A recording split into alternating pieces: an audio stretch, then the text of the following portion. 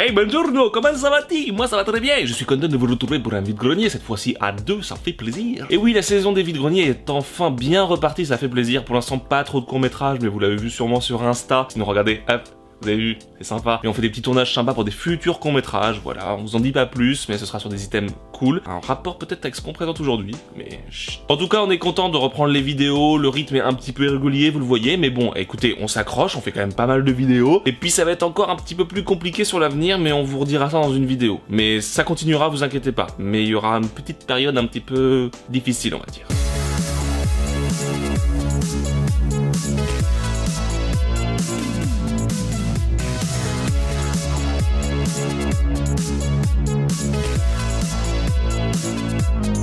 En tout cas, aujourd'hui, je vais commencer ce vide-grenier par un item vraiment très cool. Un classique, même un classique pour nous. Un classique par rapport à ce que j'aime. Il s'agit de Pokémon version Argent Soul Silver sur DS. Un des meilleurs Pokémon, je dirais, même si la version Or est meilleure, mais en tout cas, c'est Soul Silver. C'est le remake, on va dire, de la version Argent. C'est trop cool. Alors, Ludexo étant tellement bien fait, oui, je fais un petit coup de gueule contre Ludexo, même si je trouve ça très cool. Alors, pour ceux qui sont au fond de la classe, qui n'ont rien suivi, c'est un logiciel pour, en fait, tout simplement gérer sa collection. Elle existe sur PC, elle existe sur Android également. Donc, nous, on fait notre collection sur PC, c'est nickel, tu peux mettre si ton jeu tu l'as, en boîte, sans notice, tatatata. C'est ce qu'on avait fait pour ce magnifique Soul Silver. En fait, on l'a déjà en boîte, mais sans notice. C'est bien ce qu'on a mis sur le logiciel. Par contre, quand tu te retrouves sur la version Android, on n'avait jamais fait gaffe, mais ça te met jeu seul, sans boîte, sans notice. Un truc comme ça. Et du coup, je me suis dit, ah bon, je l'ai pas. Bon bah d'accord, je vais le prendre. En plus le truc c'est qu'il est annoncé à 10 €. C'est raisonnable pour un Soul Silver, mais quand t'as déjà le jeu c'est un peu bête. Je l'ai négocié à 9, mais je me retrouve avec un Pokémon Soul Silver complet pour 9 €. Et je sais pas quoi en foutre. C'est super, je suis trop content. J'ai un Soul Silver en trop. Ça commence bien, hein? Bon bah toi, Sanson. Alors moi je ne vais pas présenter quelque chose qu'on a déjà, hein. Cette fois-ci on a fait attention. En tout cas la collection de Blu-ray, on a moins de chances de tomber sur un double parce qu'on sait quand même à peu près ce qu'on a. Il s'agit de Bienvenue à Gattaca de Andrew Niccol, un film d'anticipation des années 90, fin 90-98 je crois de mémoire. Faut savoir qu'Andrew Niccol il est connu pour Lord of War, le film avec Nicolas Cage et Jared Leto qui est hyper impressionnant comme film, enfin en tout cas moi il m'avait marqué à l'époque. Et en fait celui-ci c'est son premier film qu'il a réussi à financer grâce à la vente du scénario de The Truman Show. Et oui c'est lui qui a écrit The Truman Show qui est un film excellent avec Jim Carrey. Si vous ne l'avez pas vu, bah faut le voir quand même, hein. C'est un classique. Ici nous retrouvons des acteurs comme Ethan Hawke, Uma Thurman et Jude Law qui est très beau, j'adore cet acteur, il est vraiment très beau. Je vais vous pitcher l'histoire vite fait vu que je l'ai vu très récemment donc ça va être facile. C'est un film d'anticipation où l'eugénisme est utilisé à grande échelle. Donc l'eugénisme c'est le fait de contrôler les gènes et du coup de faire des enfants parfaits entre guillemets, donc en choisissant le sexe, le fait qu'il n'y ait pas de maladie, etc. Et ça va même plus loin parce que ça peut même déterminer la personnalité qu'aura l'enfant, donc c'est pour vous dire. Il persiste quand même des enfants faits naturellement appelés enfants de Dieu, donc ils ont plus de risques d'être malades, etc. Enfin comme nous actuellement en fait. Et du coup ces gens-là sont placés en bas de la société, donc ils ont les pires travails et tout ça. Ils peuvent pas être astronautes comme le personnage principal qui est un enfant naturel et qui rêve de devenir astronaute et qui du coup va tout faire pour essayer d'avoir une place et échanger entre guillemets son ADN avec quelqu'un de génétiquement parfait qui lui malheureusement a subi un accident et qui du coup est en fauteuil roulant, donc il n'est plus parfait, donc il peut plus sortir dans la société, etc. Enfin bref, ça va très loin et du coup c'est un film assez contemplatif, assez lent. Si vous aimez pas trop ça, bah il vous plaira pas forcément. Moi je l'ai trouvé très bien, en plus il est pas très long parce qu'à l'époque on faisait pas des films de 3 heures. Un film très intéressant en tout cas que je vous conseille fortement. En plus on a payé ce Blu-ray 1 €, donc franchement c'est donné, sachant que c'est une édition de luxe avec le film restauré en HD et que c'est un classique à rentrer dans la collection. Très bon film en effet, moi ça m'a fait bien plaisir de le revoir, ça faisait assez longtemps et il est vraiment cool. J'aime bien cette ambiance un petit peu oppressante, un petit peu lente. On fait plus des films comme ça, c'est cool. Je vais enchaîner sur un super lot trouvé dimanche dernier. Alors pour le coup, c'était assez ouf, c'était pas un stand de revendeur mais pas loin, c'était en fait quelqu'un qui revendait les items de son frère. Elle avait des trucs cool, elle avait une Mega Drive en boîte, hein, mais 80 € ou 90 €. C'est raisonnable, Mega Drive en boîte, la version une seule manette, ouais, ça va mais non. En tout cas il y avait pas mal de petits jeux et des trucs sympas. Et je vais commencer par de la GameCube. J'ai rentré un petit NBA Live 06 Tony Parkerisant, 5 €, vous le voyez sur la magnifique jaquette. Et oui 5 € ça va, c'est raisonnable. Sachant qu'il est complet, d'habitude c'est plus 3 € que je paye mes jeux on va dire un petit peu random de GameCube en vide-grenier. Mais là il était en si bon état et en plus il me manquait, c'était un des rares NBA qui me manquait que je me suis dit 5 € ça va. Sachez en plus que j'ai négocié le prix de l'eau à la fin. Ensuite nous avons deux excellents jeux de GameCube, Mario Party 4 en choix des joueurs et Super Mario Sunshine en choix des joueurs. Les jeux sont vides. Oui, les boîtes sont vides. Bah oui, écoutez. Elles vendaient 2 € des boîtes vides de GameCube.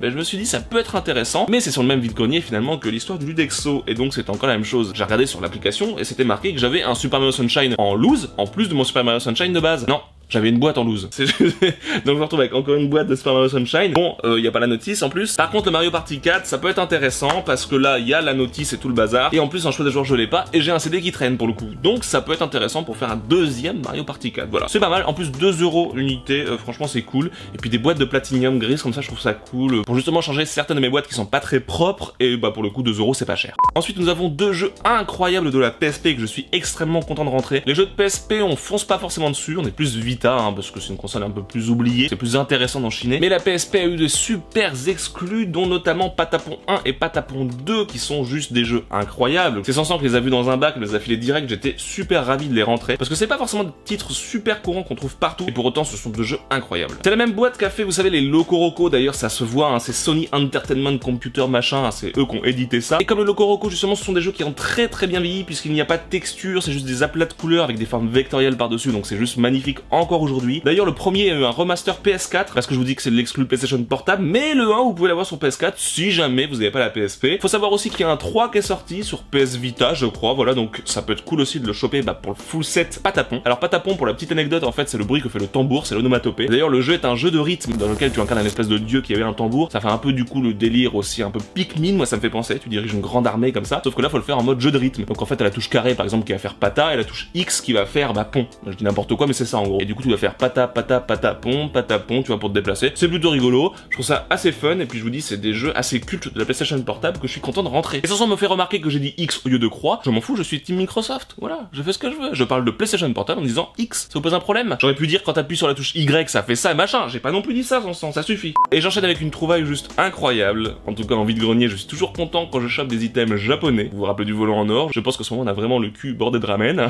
Il s'agit d'un jeu de Super Famicom, et oui les amis, il s'agit de Kamaitachi no Yoru. Et oui, alors je vous avoue qu'en vide-grenier, j'ai tout simplement regardé le code barre pour savoir de quel jeu il s'agissait, parce que je ne lis pas encore les kanji. Je trouve que la jaquette du coup est super belle, franchement ça envoie du rêve. Alors il s'agit d'un visual novel sorti en 94, donc ça ne nous rajeunit pas du tout, édité par Shunsoft, et c'est une exclusivité japonaise, c'est pour ça qu'on en a jamais entendu parler en France. En même temps, les visual novels traversent très rarement la frontière, faut le dire. Le jeu, vous pouvez éventuellement le connaître sous le nom de Banshee's Last Cry, qui est en fait son portage iOS, parce que oui, il a eu le droit à un portage iOS, mais exclusivement en Angleterre. Pourquoi? Je ne sais pas. Peut-être que le seul moyen de jouer à ce jeu, finalement, c'est de trouver une espèce de ROM, espérons traduite par les fans françaises, ça pourrait être très cool, ou en tout cas anglaise, ce serait déjà très bien. Mais en tout cas, ça peut être vraiment cool, parce que c'est un jeu qui a eu beaucoup de succès au Japon, il y a un délire vraiment visual novel avec des enquêtes, c'est plutôt cool. Le jeu est beau en plus parce que ce sont des photos, de vraies photos utilisées en arrière-plan, et par-dessus les personnages en fait ce sont des silhouettes, un peu comme des fantômes. Je trouve ça assez glauque mais en même temps cool. Ça raconte en fait l'histoire de Toru et sa petite amie Marie qui sont confrontés à une histoire de meurtre pendant qu'ils sont en voyage à la montagne en train de faire du ski. Voilà, c'est assez bizarre. Et en fait ils vont mener l'enquête et au fur et à mesure du jeu ça va devenir de plus en plus glauque et presque horrifique, donc ça peut être vraiment cool. En plus de ça, forcément tous les choix que tu fais comme dans tout bon visual novel vont avoir une incidence sur la fin. Il y a plusieurs fins possibles. Une fois que tu en as débloqué une et que tu as même exploré toutes les autres fins, tu débloques deux autres histoires complètement à part de l'histoire principale, donc c'est très cool, toujours avec les mêmes héros. Et quand t'as fini ces deux histoires là, tu en redébloques deux autres, donc vraiment une durée de vie incroyable. Alors du coup ce jeu pour le coup je vais pas pouvoir y jouer, hein, on l'a acheté vraiment pour la collection, on n'a pas de Super Famicom, mais ça me faisait plaisir de rentrer voilà un bel item japonais en boîte complet dans un état juste incroyable, mais vraiment. Et je vais vous montrer l'intérieur d'un jeu japonais de Super Famicom parce que c'est pas comme chez nous, il y a pas des cales en polystyrène et tout, eux c'est tout simplement des cales en plastique, du coup ça donne un effet un peu moins ancien, c'est marrant. Vous avez la magnifique notice et le jeu de Super Famicom dans un état incroyable, hein. Y a rien à dire, même les petites notices de trucs je sais pas quoi, c'est juste ouf. En plus de ça, faut savoir que la vendeuse en voulait 6 €, ça franchement rien pour un jeu comme ça japonais. Peut-être que là-bas ça vaut rien, mais chez nous en tout cas c'est un truc je pense assez introuvable. Et donc si on fait le calcul de tout ça,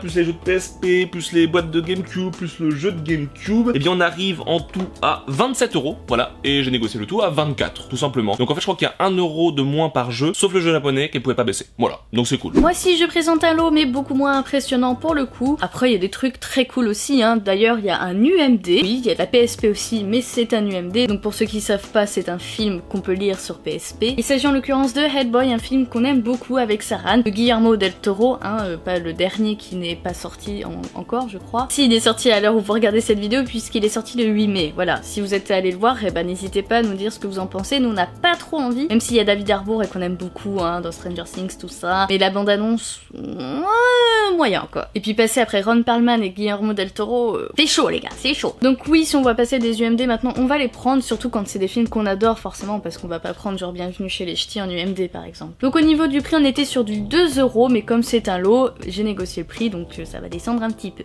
J'enchaîne avec un petit jeu de DS pièce que je suis très contente de trouver, hein. Quand je l'ai vu, j'ai fait ah si on le prend. Moi j'adore. Il s'agit du Mahjong. Et oui, j'adore le Mahjong. J'y jouais beaucoup quand j'étais gosse sur mon Windows 95. Là, j'avais un Mahjong et je kiffais ça, vraiment. Alors faut savoir que c'est une version solitaire du Mahjong parce que normalement c'est un jeu qui se joue à plusieurs, à 4. D'ailleurs, il y a une scène de fin dans Crazy Rich Asians qui est super cool comme film, je vous conseille. Une comédie romantique comme on en fait plus trop maintenant, dans laquelle le personnage principal bat un autre personnage au Mahjong. Et avec Sarah, on était là, on n'a rien compris pourquoi elle l'a battu en fait. Moi j'ai des années d'entraînement sur la version Shanghai, on appelle ça, où tu joues tout seul et en fait le but c'est de faire des paires, donc il y a rien de ouf, à part le fait que c'est mis en pyramide et que du coup si tu te bloques tout seul comme un débile, bah tu peux pas finir la pyramide. Vous comprenez, les pièces sont empilées, c'est des tuiles d'ailleurs. Bon, cette version n'a rien de oufissime, sachant qu'en plus il y en a un autre qui est sorti je crois sur 3DS, bon bref, en même temps le Mahjong ça marche forcément, il y a forcément des gens qui vont acheter ça pour être comme moi, genre pendant tes pauses au travail tu joues là-dessus parce que ça te détend et que t'as que ça à foutre. Et en fait il propose plusieurs modes de jeu, c'est sympa. Alors t'as un mode classique en fait où t'enchaînes tes pyramides et t'as plusieurs variantes de jeu que je n'ai pas testé parce que je suis sur la première encore, donc je sais pas à quoi correspondent les autres. Mais moi j'aime bien parce qu'en fait j'ai le record de la personne qui l'avait avant. Donc du coup moi mon but c'est de battre Magali, parce que c'est comme ça qu'elle s'appelle. Magali, je vais te battre à chaque fois. Et vous avez un mode campagne, vous avez une petite histoire où vous êtes l'empereur de Chine, vous devez battre des dragons,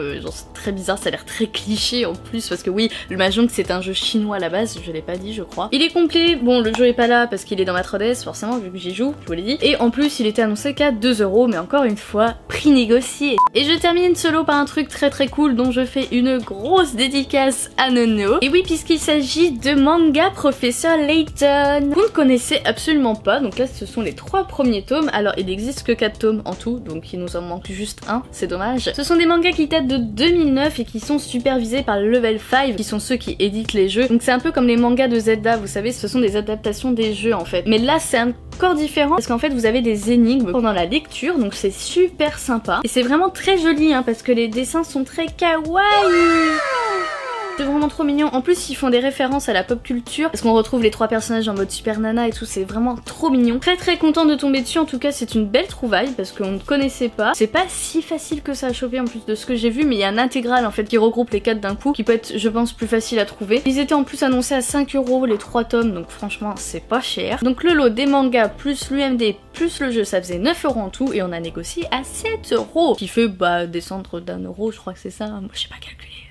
À peu près. Non, ça réduit le prix du jeu et le prix de l'UMD, mais pas de ça. Voilà, c'était ça. Je vais enchaîner sur du jeu de société. Il s'agit de Recharge du Trivial Pursuit. Vous connaissez notre amour pour ce jeu québécois, juste incroyable. Le Trivial Pursuit c'est juste ouf en soirée je trouve, quand tu veux un petit peu tester ta culture générale, surtout qu'il y a des Trivial Pursuit vraiment sur tout. Rappelez-vous du Trivial Pursuit édition cuisine, trop stylé. Et là on a tout simplement trouvé des recharges. Il s'agit de la recharge Trivial Pursuit édition célébrité et de la recharge édition Trivial Pursuit édition musique. Oui, j'ai dit plein de fois édition. Alors l'édition célébrité, je sais pas trop quoi vous dire dessus parce que j'ai pas trop réussi à savoir en fait quelle catégorie il y avait, parce qu'on a bien des initiales sur les cartes, mais bon, je ne sais pas. Il y a CC, JS, H, C, L, P, voilà. Dedans vous avez un magnifique D, et oui parce qu'il y a un D dans ces trucs là, parce que ça peut servir soit de recharge sur un plateau normal de Trivial Pursuit, tu rajoutes du coup 600 questions par recharge à ton Trivial Pursuit de base, ça c'est sympa de tout mélanger justement, et sinon tu peux même l'utiliser en one shot justement, tu peux emmener ça en voyage, et du coup en fait faut gagner 6 cartes pour gagner la partie. Et comment tu gagnes une carte? Et bien tout simplement en répondant bon en fait à 2 questions d'une carte. L'édition musique elle est sympa aussi, c'est de la musique de 1990, ils disent à maintenant, mais c'est pas maintenant, c'est 2006, à l'époque où il est sorti tout simplement, donc voilà, t'as tous les tubes, on va dire, de notre enfance. Et pour les catégories là de celle-ci, j'ai l'anti-sèche juste là, je peux vous le dire, on a bande son, people, groupe, artiste solo, made in France et génération MP3. Et là-dedans, le D, il est comment? Oh, il est plus beau le D. Le D, il est avec des couleurs et tout, plus sympa, je préfère.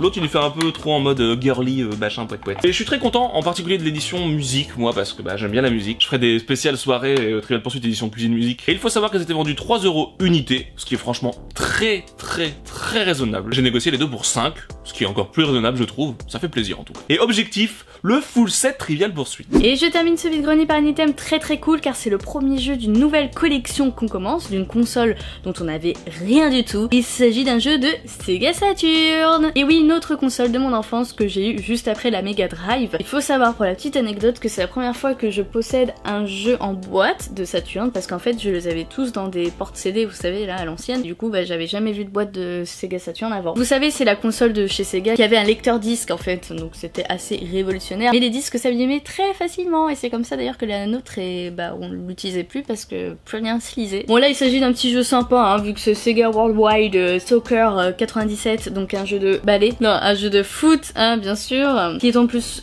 complet. Alors bon lui il est pas censé être là. Et nous avons le fameux disque qui est tout rayé, ouais. Très joli, j'aime bien. Alors le jeu je le connais pas, je l'avais pas à l'époque, pourtant j'en avais beaucoup des jeux sur Saturn. En fait c'est un jeu en 3D du coup qui est plutôt pas mal fait pour l'époque. Franchement j'ai vu des images, c'est pas dégueulasse. C'est un peu voilà la prise de vue de loin et tu diriges tes joueurs et tout. Enfin bref, je vais pas vous en parler longtemps parce que ça reste un jeu de foot, hein. C'est tout le temps pareil, on va pas se le cacher. Et ce qui est vraiment super cool, c'est le prix de ce jeu. Parce que vous le savez, les jeux de console rétro en général, les gens gonflent les prix juste parce que c'est du rétro. Et là pour le coup c'était pas le cas, il était annoncé à 2 €. Donc je l'ai pas négocié, 2 € c'est très bien pour un vieux jeu. Je suis très contente et du coup c'est notre premier jeu Sega Saturn. Ça faisait très longtemps que j'étais pas apparue dans une vidéo de vide-grenier, je suis très contente de revenir là. Car oui, comme l'a dit Sarah, les vide-greniers reprennent, donc ça c'est cool. Si la vidéo vous a plu, n'hésitez pas à laisser le petit pouce bleu et de vous abonner surtout, c'est très important de s'abonner et d'activer la petite cloche. Comme ça vous serez au courant de toutes les vidéos qui vont sortir. Je vous fais de très gros